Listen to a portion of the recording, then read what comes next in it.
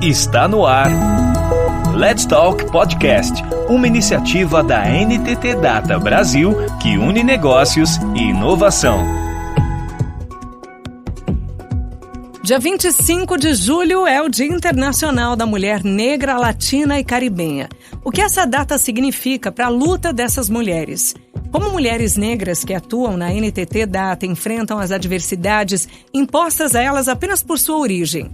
São perguntas centrais deste episódio que traz uma conversa reveladora sobre o cotidiano de mulheres que enfrentaram ao longo da vida as limitações de uma sociedade ainda com fortes traços de machismo e racismo. Com a palavra, Larissa Lotufo, Senior Cybersecurity Consulting e sublíder do Grupo de Afinidade de Equidade de Gênero na NTT Data Brasil, que conduz o papo com Fernanda Souza, Processes Technician de Procurement e líder do Grupo de Afinidade Étnico-Racial na NTT Data Brasil, e Renata Araújo, Processes Technician de Procurement e líder do Grupo de Afinidade Étnico-Racial na NTT Data Brasil. Fala pessoal, aqui é a Larissa e hoje eu trouxe aqui para vocês no Let's Talk a Fernanda e a Renata e a gente vai conversar sobre o Dia Internacional da Mulher Negra, Latina e Caribenha.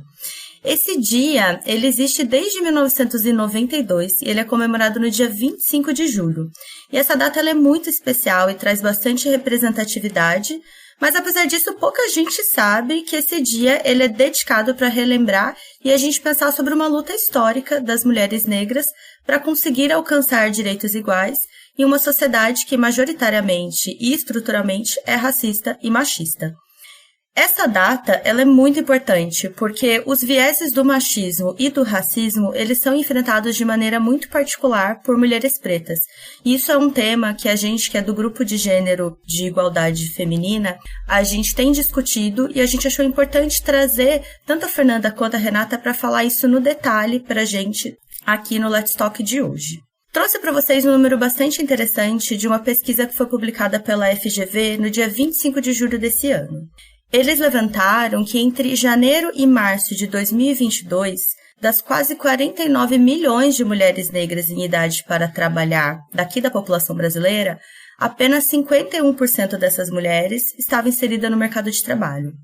Ainda é importante destacar que essa pesquisa mostra que dessas mulheres que têm acesso ao mercado formal de trabalho, a média salarial recebida é em média correspondente a menos da metade dos salários pagos para homens brancos e a 60% do recebido por outras mulheres. Esses dados demonstram que as mulheres negras sofrem os impactos negativos do racismo e do machismo de maneira mais profusa, e é sobre isso que as nossas convidadas vão conversar com a gente hoje. Renata e Fernanda, de acordo com esses dados, que a gente trouxe aqui para poder discutir, que eu trouxe no comecinho da conversa, eles são bastante desiguais, para as mulheres negras e mostram que esse fator ele influencia diretamente na vida das pessoas negras como um todo. Eu queria ouvir de vocês como que vocês vivenciam essa experiência e como isso tem impactado as pessoas próximas a vocês. Olá, oi Larissa, oi Renata, olá os ouvintes do Let's Talk. Obrigado, primeiramente pela oportunidade de estar aqui conversando com vocês. Esse tema muito importante, muito relevante, porque a gente sempre fala que essa questão do feminismo é algo que a gente sempre precisa trazer para a pauta, mas sobre a importância de a gente falar sobre o feminismo negro, especificamente. Eu sempre comento que quando as mulheres brancas elas estavam lutando pelo direito de trabalhar, as mulheres pretas elas já estavam trabalhando há muito tempo na casa dessas mulheres brancas, sendo babadas essas mulheres brancas. E, historicamente, a mulher preta, ela ocupa a base da pirâmide social. Ela ganha menos que o homem negro, menos que a mulher branca e muito menos que o homem branco.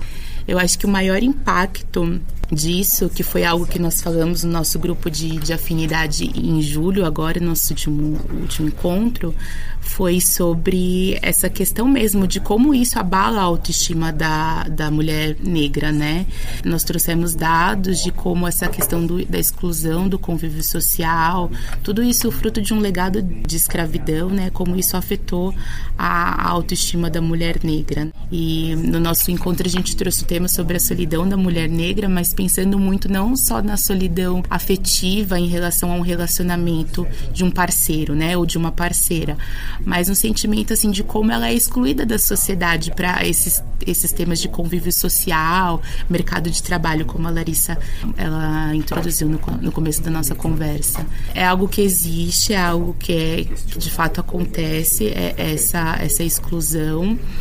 E que eu acredito que o nosso papel, não só da mulher negra, mas da sociedade como um todo, é trazer essa mulher para a ascensão, né? Dar protagonismo para ela, visibilidade, para que ela saia lá dessa base da pirâmide e ela possa ascender socialmente.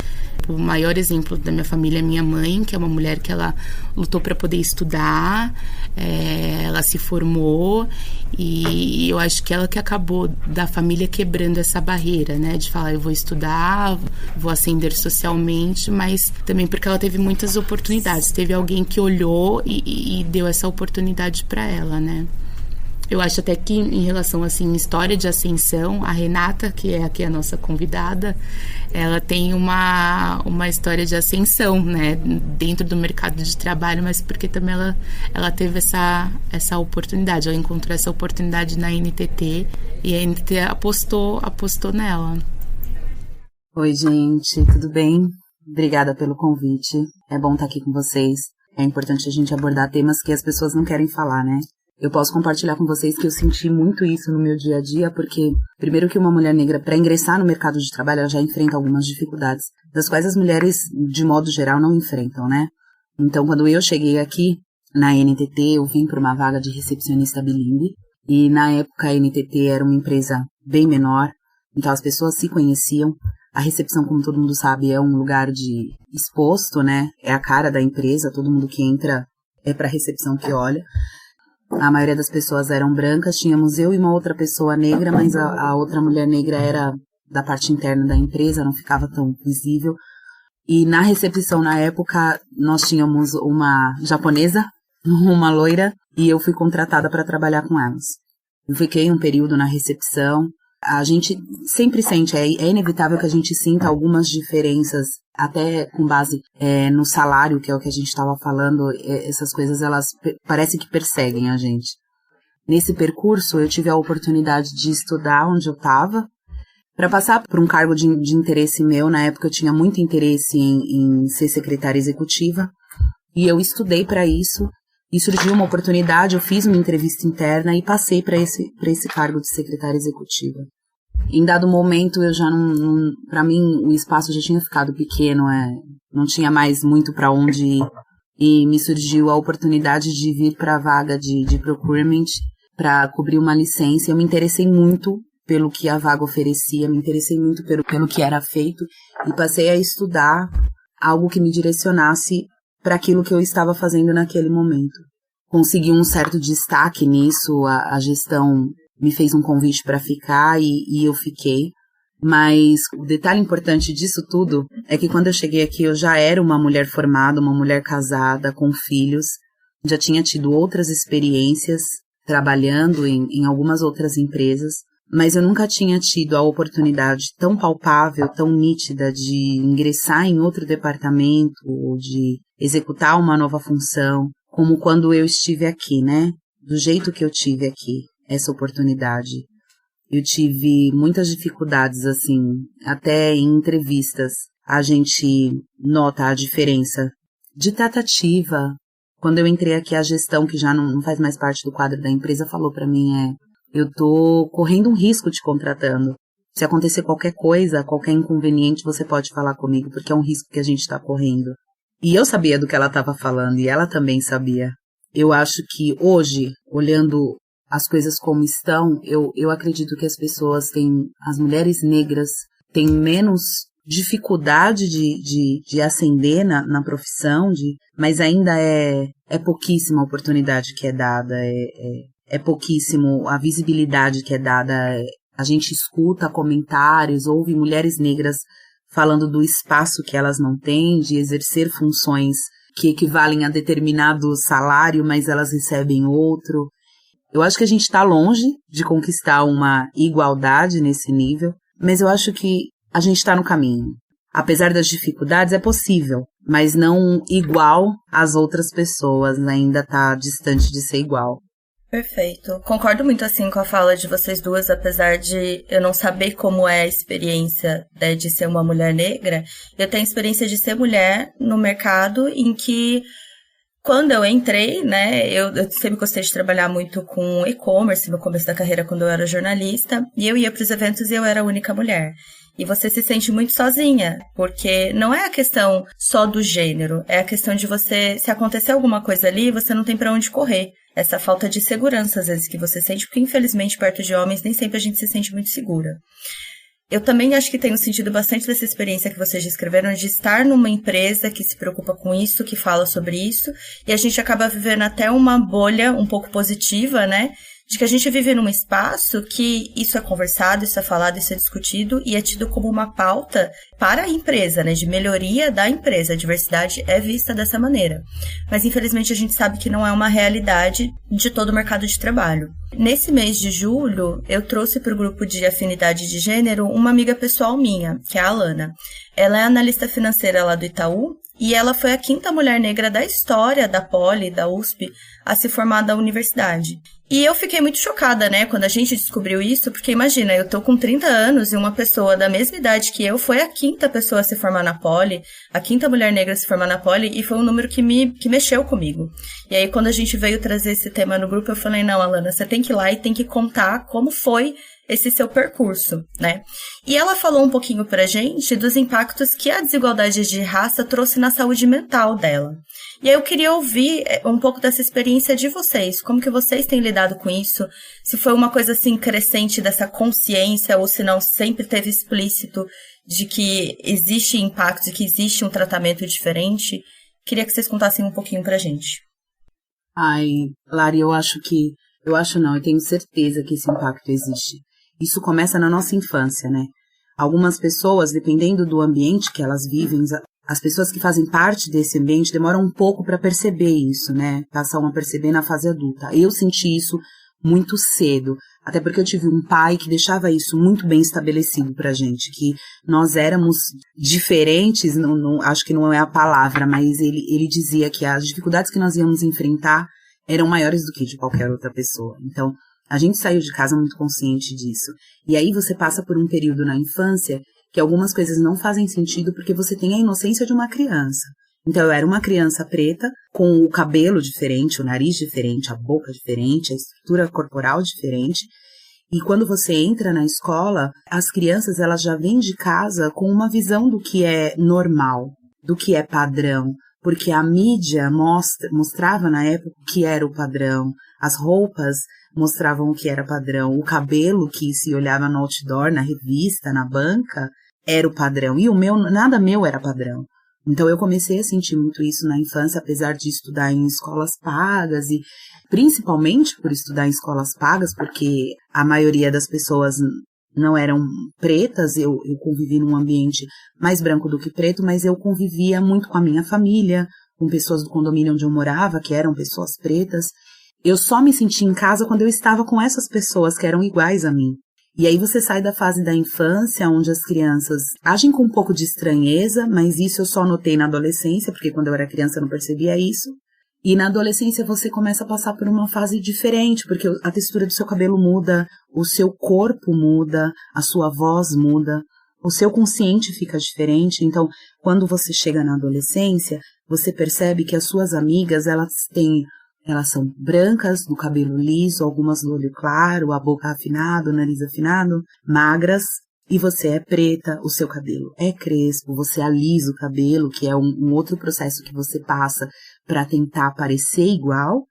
Hoje as pessoas usam o cabelo liso por opção, mas na época é porque era um padrão. Então eu alisava o meu cabelo porque eu tinha que parecer igual às outras pessoas, né? E gente, alisar o cabelo é sofrido, viu? Não é uma coisa legal de se fazer. Não era bacana, mas a gente fazia. E aí você alisava o cabelo, mas você não podia mudar a sua cor, você não podia afinar o seu nariz. E aí você percebe que as suas amigas todas já beijavam na boca, elas tinham uma paquerinha, os meninos se interessavam. E dentro de mim aquilo foi crescendo de um modo muito negativo, porque eu achava que tinha alguma coisa errada comigo. A princípio, eu não ligava, eu falava, eu também, ninguém se interessa por mim, mas eu também não tenho interesse de ninguém se interessar por mim. Mas chega algum momento, em determinado momento, que você pensa, poxa, tem alguma coisa errada comigo. A ponto de, algumas vezes, algum menino se interessar por mim e eu achar que ele estava tirando um sarro da minha cara. Eu achar que era deboche ou que ele tinha feito uma aposta.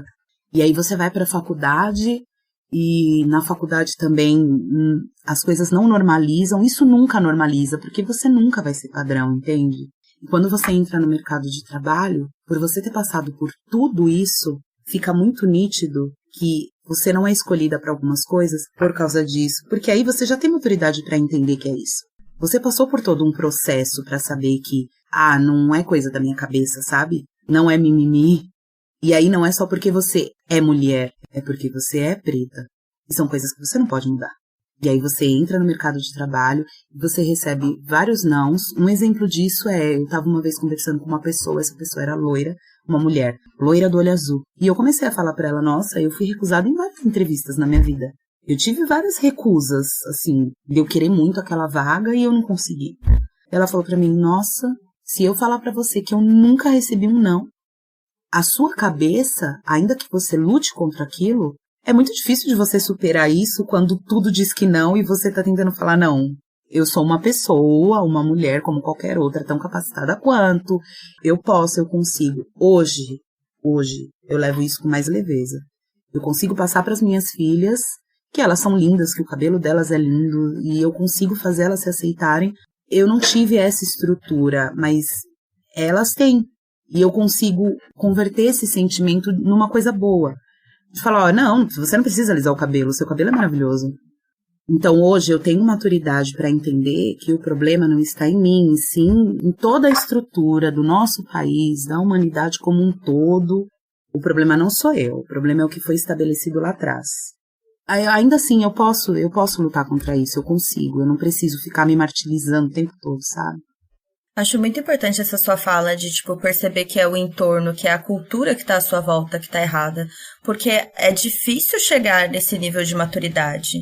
Eu mesma fui perceber, mas assim, quando eu entrei na universidade, eu tive sorte também de estudar em colégios particulares, em que a gente tinha esse tipo de discussão.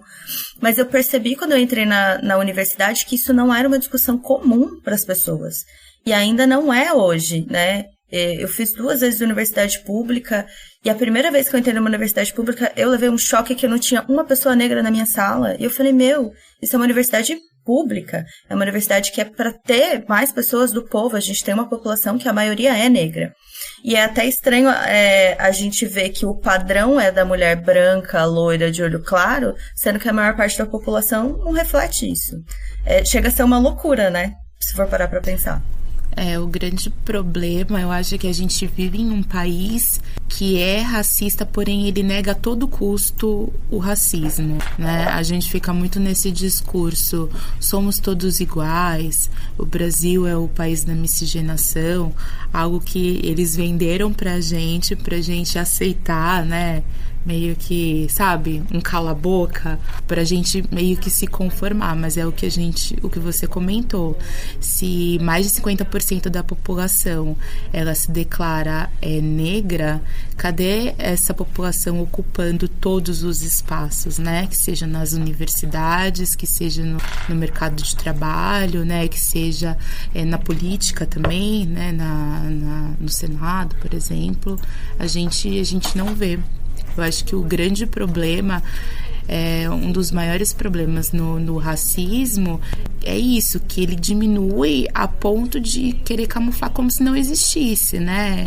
É a maioria da população, mas essa população nos lugares que seriam assim positivos, mercado de trabalho, na educação, universidades, não está. Mas vai a gente verificar o número de pessoas no sistema prisional, morando em favelas e comunidades. Aí sim você acha uma porcentagem muito maior, então, de pessoas negras, né? Cada vez mais, quanto mais a gente se conscientizar que sim, somos um país racista, que tudo bem, na nossa individualidade, nós não somos racistas, mas como sociedade somos, porque crescemos assim, né? Nascemos assim, nós temos 400 anos de história de escravidão, então nós temos muito que reparar, né? Então, acho que quanto antes a gente se conscientizar que cada um tem uma parcela para fazer dentro disso, mais rápido a gente vai conseguir reduzir essas desigualdades. E ajudar a nossa geração, né? A pensar a próxima geração, a não ter esse sentimento de que você tá sempre... Eles estão sempre tentando apagar a gente da história. Você tá sempre perdendo. Sempre perdendo, exatamente. Como mulher, essa sensação é muito, muito forte. E essa questão da representatividade mesmo que você comentou, que vocês comentaram, né? Tipo, eu sempre olhava assim pra cima e as mulheres, né, executivas que eu queria seguir, e são pouquíssimos exemplos. Hoje a gente tem mais exemplos, mas quando eu tava na minha adolescência, eu tinha poucos exemplos. Eu fico imaginando, para uma mulher negra, que exemplos? Não tem, assim, o mercado de trabalho... Quando você olha hoje, já é difícil de você encontrar esses bons exemplos para você seguir. Eu fico imaginando há 10, 15, 20 anos atrás. Realmente não tinha, né? E isso causa um impacto muito grande, porque você, além de carregar o peso de querer sair, às vezes, de uma situação que você que tá ali numa classe financeiramente mais baixa, que já é difícil, já tem os seus desafios, ainda tem o impacto de você educar quem tá à sua volta, para mostrar para aquela pessoa que você é capaz, que não é a cor da sua pele, não é a sua origem, não é X, Y ou Z que te faz diferente. E muitas vezes aquilo que você está oferecendo que é o importante. Mas as pessoas têm dificuldade de enxergar além do que está ali na frente delas. A Renata comentou uma vez em um grupo que ela falou assim: gente, não dá pra eu ser de outra cor. Se eu pudesse, eu mudaria, porque olha, o desprivilégio é tão grande, desprivilégio no sentido assim, da falta de oportunidade mesmo, de o quanto as pessoas nos colocam lá atrás. Mas não é algo que você pode mudar. E é algo que as pessoas, elas notam de cara. Eu lembro de, às vezes, fazer entrevista e aí quando você vê, você passou por 2, 3, 4 pessoas na entrevista, todos brancos, aí eu começo a ter um sentimento assim, tomara que eles não percebam que eu sou preta, sabe? Será que se isso passar desapercebido, ok. Eu passo na vaga. E não deveria ser assim, né? É um sentimento muito ruim mesmo.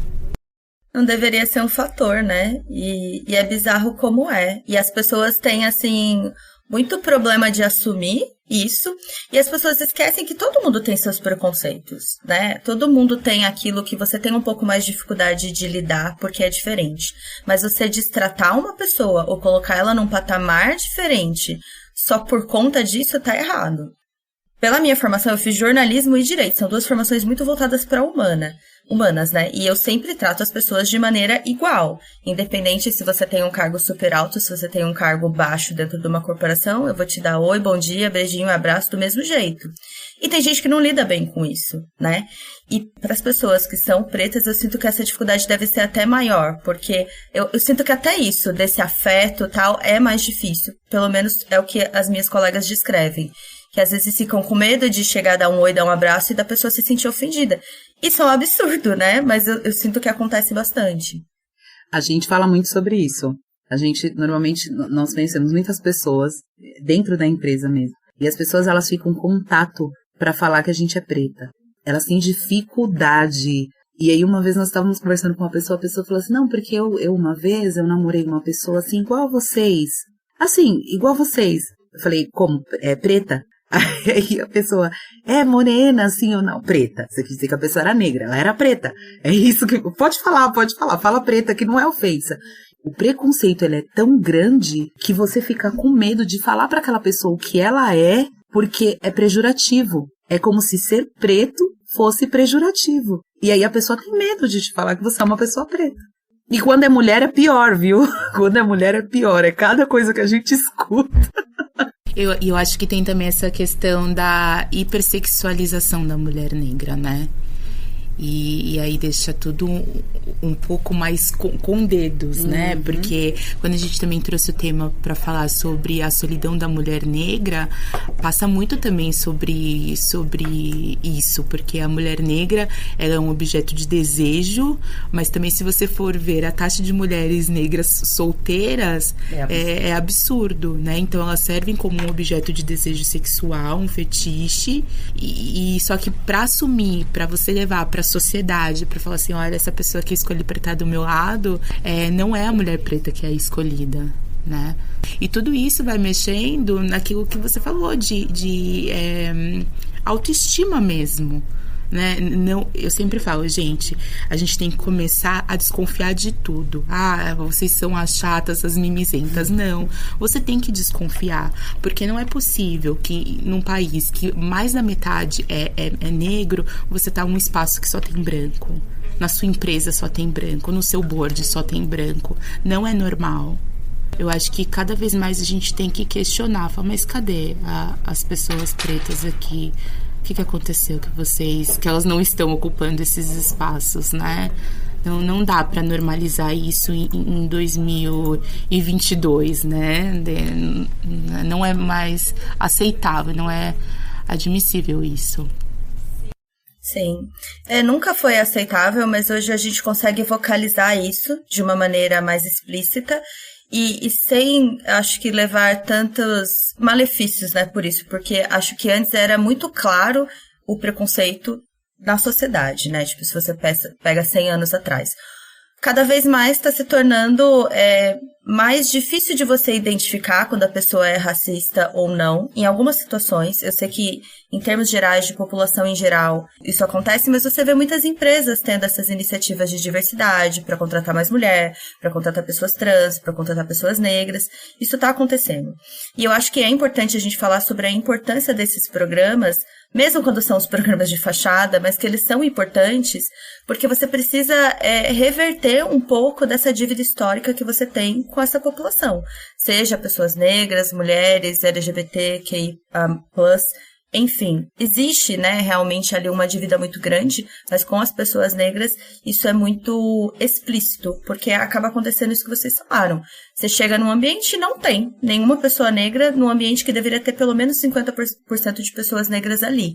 E eu queria que vocês falassem um pouquinho sobre esses programas, né, de diversidade, programas de cota em universidade. Eu sempre fui muito a favor e, por eu ter visto isso na universidade, eu vi como alterou a estrutura. Eu entrei em 2009, depois eu entrei em 2016 e eu vi que melhorou depois que instituíram as cotas, que eu fiz a mesma universidade, né? Então eu consegui ver essa diferença. E eu sempre cotas, em geral, seja na política, seja na universidade, seja nas empresas. Mas tem gente que ainda vê isso como um problema. Como que vocês encaram isso? A Fê falou um negócio muito bacana sobre cotas uma vez, que ficou muito, muito gravado na minha cabeça. A cota, ela não é sobre você dar a oportunidade para alguém. A cota, ela é sobre você obrigar as pessoas a incluírem aquelas pessoas que não seriam incluídas naturalmente. Então, quando você pensa em cota, você tem que pensar, eu sendo uma mulher negra, eu teria aquela oportunidade sem que uma cota existisse? Não, eu não teria.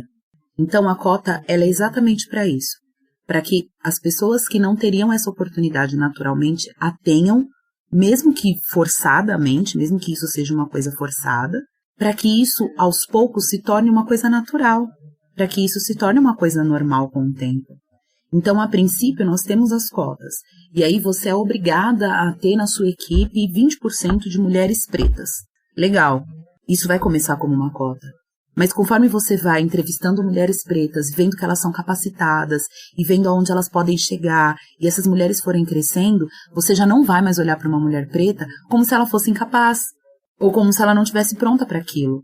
Porque você foi obrigado a entrar no mundo daquelas mulheres, a dar a oportunidade delas mostrarem do que elas são capazes e onde elas podem chegar. Então, quando você olhar para uma mulher preta, depois de ter sido obrigado a isso, a cumprir uma cota, você não vai mais olhar para um currículo de uma mulher preta que está sentada na sua frente e não dar valor para aquilo, sabe? E pensar, mas eu já tenho uma candidata em mente, porque essa é a visão. Você vai olhar para aquela mulher e vai falar, não, eu tenho X mulheres pretas na minha equipe e elas são extremamente capacitadas. tanto quanto as mulheres brancas ou qualquer outra pessoa que eu tenho na minha equipe. E aos poucos, devagar, isso vai ficar natural. Então eu acho extremamente necessário qualquer tipo de cota. Eu sou muito a favor, porque eu acho que, na minha visão, isso é uma porta aberta de oportunidade para gente que não teria essas oportunidades de modo natural, como as outras pessoas. Eu acho que eu concordo com a Rê.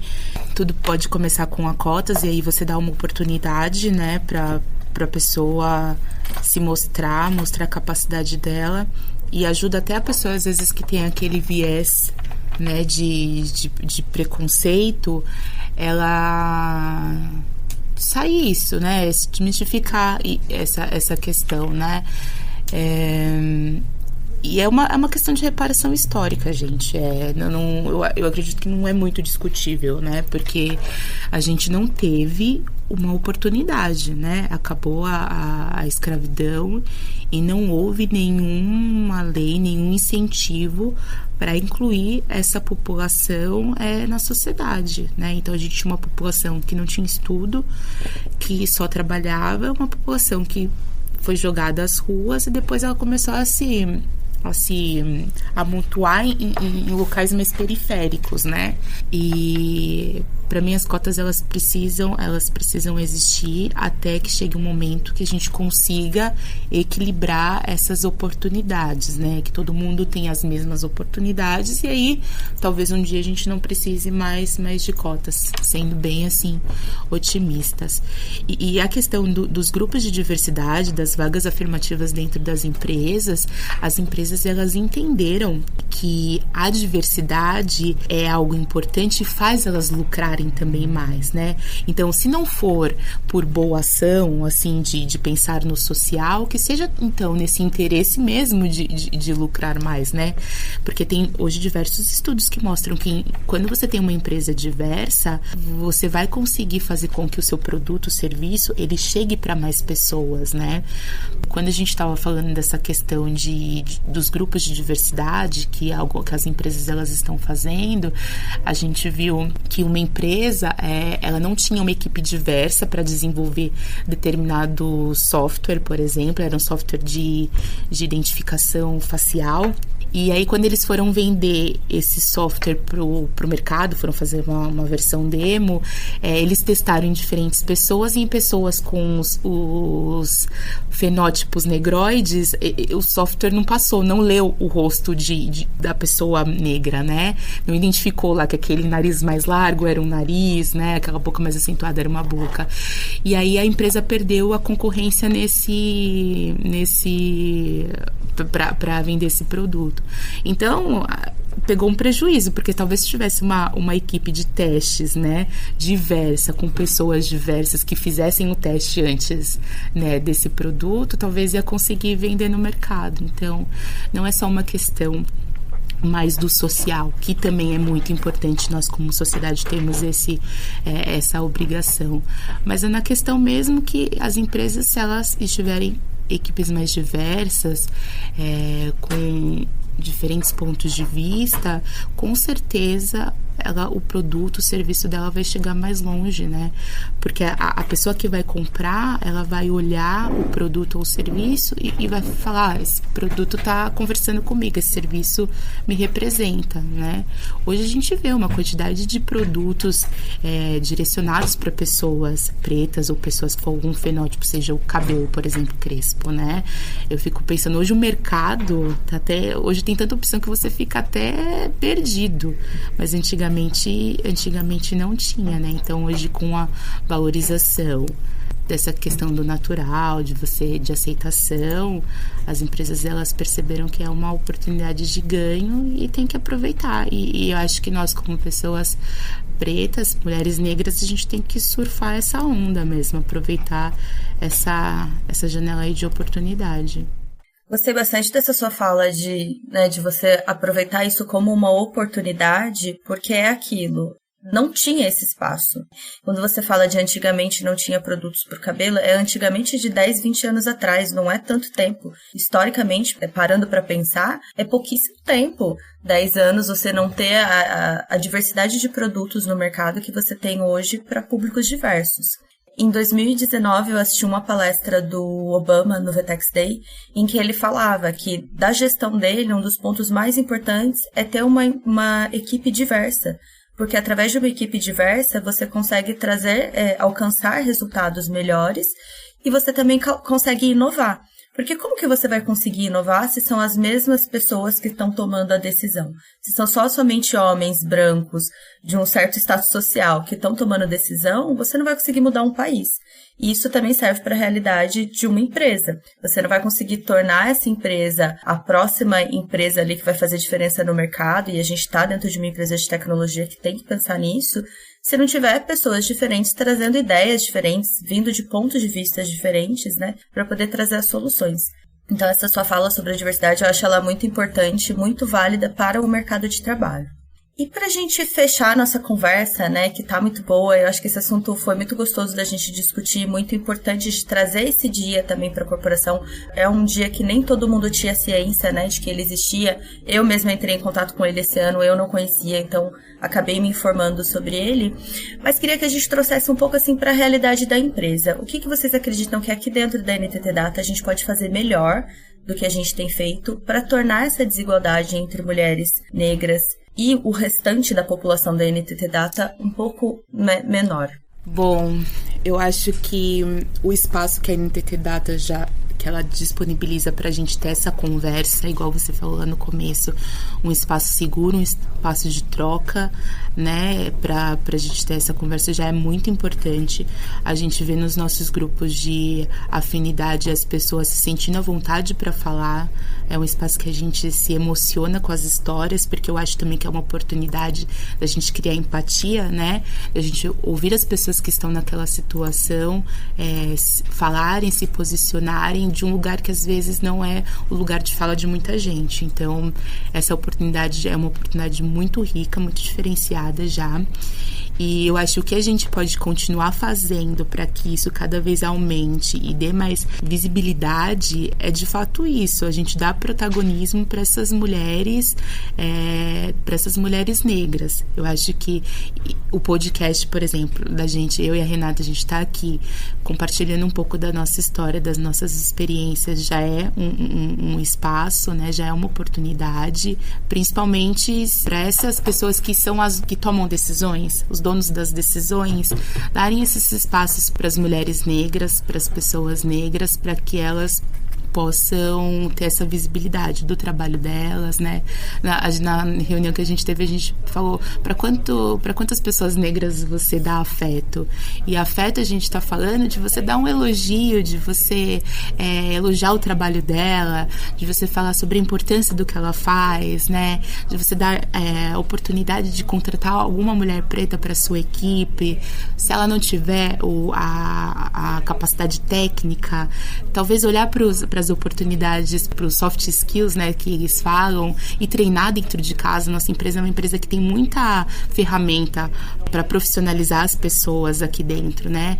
Então, talvez trazer as pessoas pelo soft skill, treinar os hard skills aqui dentro de casa, mas dar essa visibilidade e oportunidade para as mulheres pretas, né? E olhar para as mulheres negras e escutar o que elas têm a falar, elas falarem sobre a dor delas, quando elas falarem, olha, essa atitude não foi legal, esse comentário que você fez não foi legal, pegar aquilo para você e você internalizar, tentar mudar, tentar ser uma pessoa melhor. Eu acho que ser aliado nessa luta, sabe? Acho que é a principal coisa que as pessoas não negras podem fazer por uma mulher negra, é ser aliado nessa luta, que não é de individual, né? É do coletivo.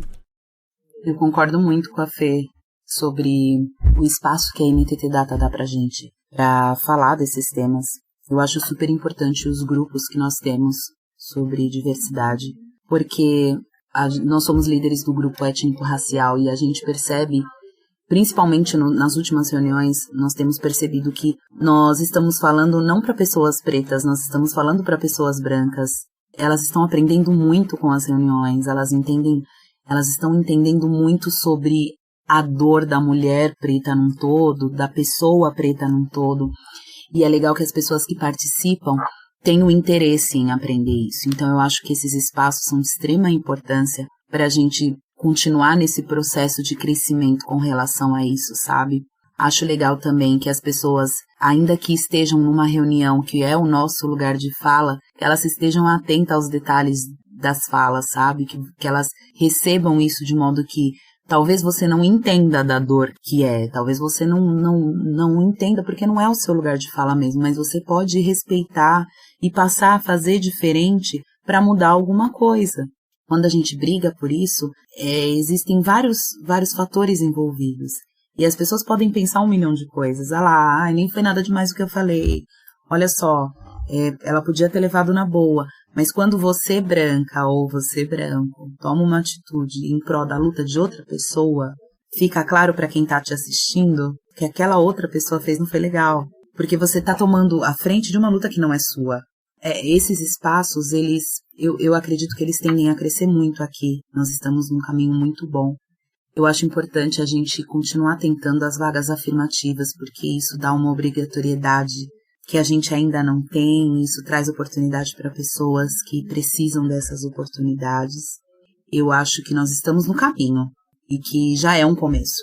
Acho que a gente pode alcançar uma porcentagem bacana aí de mudança, de interação de mulheres pretas, de crescimento, de mulheres pretas na liderança, de mulheres pretas em cargos importantes.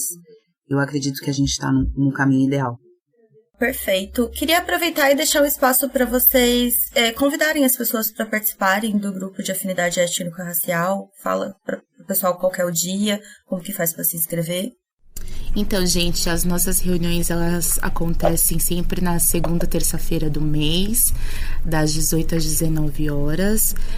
Toda vez que a gente, na semana, né, a gente sempre lança o Save the Date para as pessoas marcarem na agenda. E vocês também podem procurar qualquer pessoa da equipe de diversidade, ou então também eu e a Renata, para se inscreverem. Eu acho que é um espaço muito, muito interessante. E eu acho que o grupo de afinidade, ele sempre rende para além da NTT Data, sabe? Porque a gente vê as pessoas, elas contando histórias, elas comentando, né? Porque eu comentei disso na mesa de jantar com a minha família, né? Então, é um espaço de muita troca e muito aprendizado. Então, é muito gostoso. As pessoas, elas precisam participar, as pessoas brancas, as pessoas não brancas, porque eu acho que é um espaço para todo mundo aprender e essa luta é de todos nós. Legal, e eu vou aproveitar o gancho e também deixar o convite para quem quiser participar do grupo de afinidade de gênero. Essa conversa aqui nasceu, né, da junção dos nossos 2 grupos aí, para a gente poder trazer esse assunto. O nosso grupo é toda última terça-feira do mês e a gente também sempre manda o invite aí para todo mundo e todos são muito bem-vindos. Fernanda e Renata, queria agradecer muito de terem vindo aqui no Let's Talk com a gente. Foi muito gostosa a conversa, acho que foi muito importante essa conversa que a gente teve. E vamos tentar pensar em mais parcerias produtivas dessa forma. Muito obrigada. Muito obrigada, Lari, pelo convite. Muito obrigada aos ouvintes também. Obrigada, Lari. Obrigada, ouvintes. Foi muito gostoso estar aqui batendo esse papo. Super importante. E a gente espera por vocês no Grupo Étnico-Racial. Até breve. Tchau, pessoal. Até logo. Até o próximo Let's Talk. Você ouviu Let's Talk Podcast, uma iniciativa da NTT Data Brasil que une negócios e inovação. Toda semana tem novidades por aqui. Até lá!